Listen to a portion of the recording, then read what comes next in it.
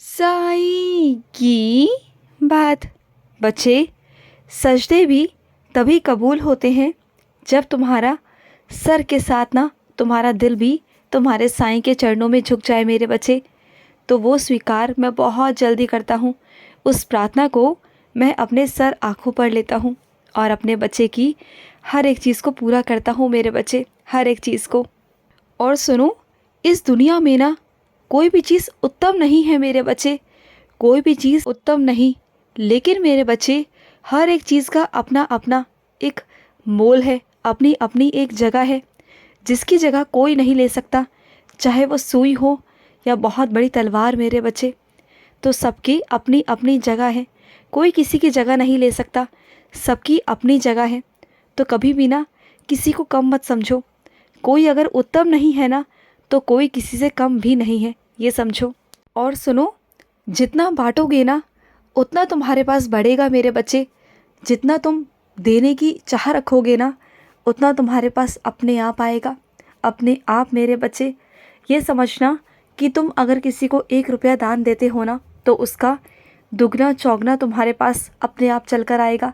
कहाँ से आएगा, कैसे आएगा, ये मत पूछो, बस वो तुम्हारे साईं की लीला है। वो आएगा, ज़रूर आएगा मेरे बच्चे। तो इसलिए हमेशा समझाता हूँ कि देने की भावना रखो, लेने की नहीं।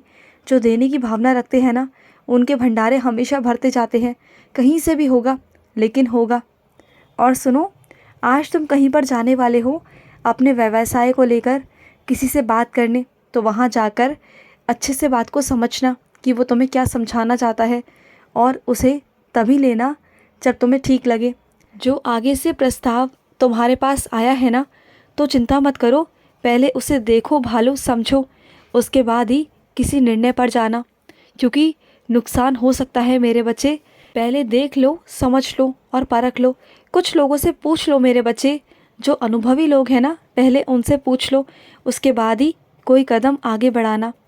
और सुनो, तुम्हें बहुत सारे रिश्ते बताए गए हैं जीवन साथी के लिए, और तुम्हें समझ में नहीं आ रहा कि कौन तुम्हारे लिए सही है, कौन सही नहीं है। तो सुनो, सबकी पर्चियाँ डालो, सबके नाम की पर्चियाँ डालो और मेरे आगे रखना।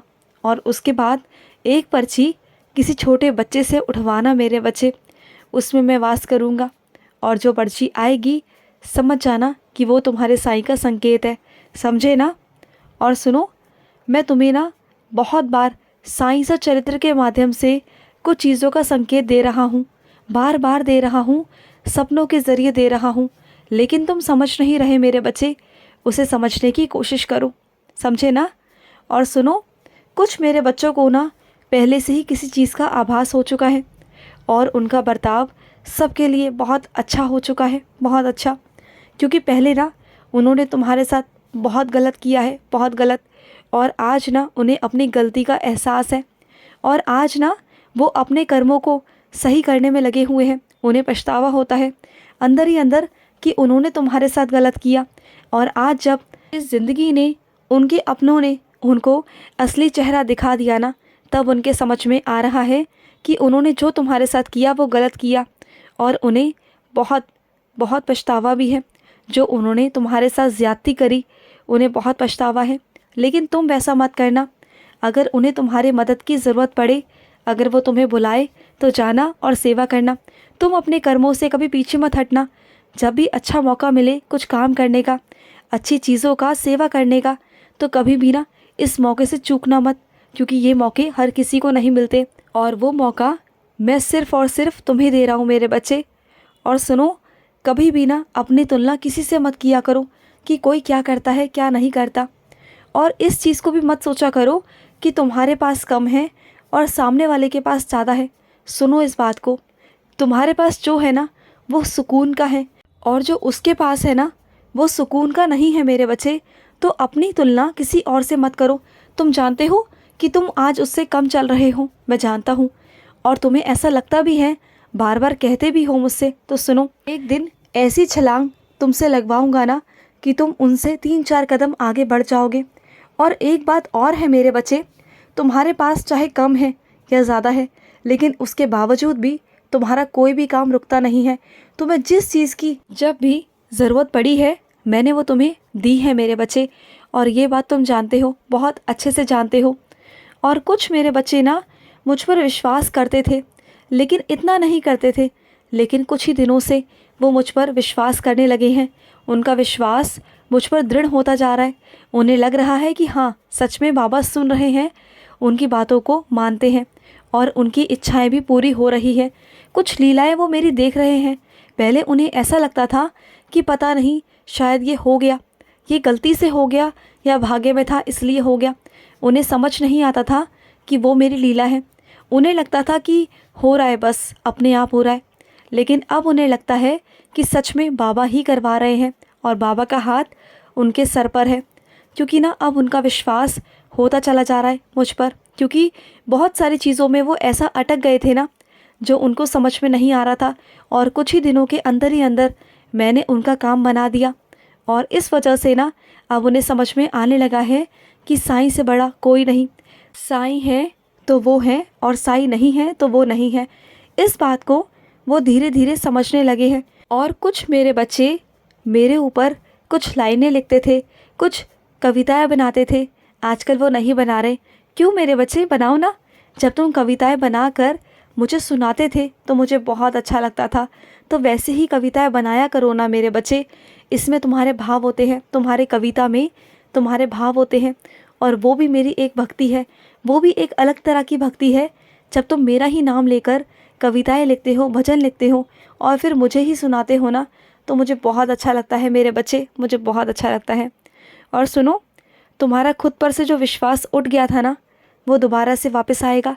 उसे मैं वापस ला कर दूंगा तुम्हें। तुम देखना, तुम्हारा खुद पर विश्वास होना बहुत ज़रूरी है। क्योंकि जब तक तुम खुद पर विश्वास नहीं करोगे, मुझ पर कैसे कर पाओगे। तो वो बहुत ज़्यादा ज़रूरी है मेरे बच्चे। और सुनो, मैं तेरे पास आता हूँ और आता रहूँगा, और तुम भी मेरे दरबार में आते हो और आते रहोगे। ये बात हमेशा याद रखना। तुम्हें मेरे दरबार में आने से कोई नहीं रोक सकता, कोई नहीं। चाहे कोई कितनी भी तुम पर रोक टोक कर ले, चाहे कुछ भी कर ले, मैं तुम्हें कहीं ना कहीं मिल ही जाऊंगा, किसी न किसी के माध्यम से, और तुम्हें दर्शन भी दूंगा। समझे ना, मैं आऊँगा। और सुनो मेरे बच्चे, जो लोग दूसरों की चुगली करने में अपना समय व्यर्थ करते हैं ना, उनकी ज़िंदगी ऐसे ही कट जाती है। और जो अपने एक एक समय को, एक एक पल को कीमती समझते हैं और उनका सदुपयोग करते हैं ना, वही लोग सबसे आगे बढ़ जाते हैं, वही लोग। और उनमें से तुम एक हो मेरे बच्चे, कि तुम भी अपने समय का सदुपयोग करते हो, कभी भी इधर उधर फालतू चीज़ों में नहीं लगाते हैं। और जो तुम्हारे आसपास 24 घंटे तुम्हारी चुगलियाँ करते रहते हैं ना, तो करने दो उन्हें, उनका काम ही यही है। लेकिन तुम्हें इन सब चीज़ों में नहीं पड़ना है। अपने आप को हमेशा सकारात्मक रखना है और हमेशा आगे बढ़ना है, क्योंकि तुम अपने मंजिल के बहुत करीब आ चुके हो, बहुत करीब।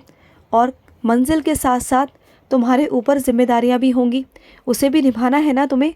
तो मंजिल के साथ साथ अपनी जिम्मेदारियों को भी अच्छे से निभाना है, उन्हें समय से करना है। तो अपनी दिनचर्या बना लो अभी से ही, और अपने आप को ना थोड़ा स्वस्थ रखने की कोशिश करो। जो तुम्हारा आलस भरा शरीर हो गया है ना, इसे थोड़ा चुस्त बनाओ मेरे बच्चे। खुश रहो। आज का मध्याह्न साई संदेश समाप्त हुआ।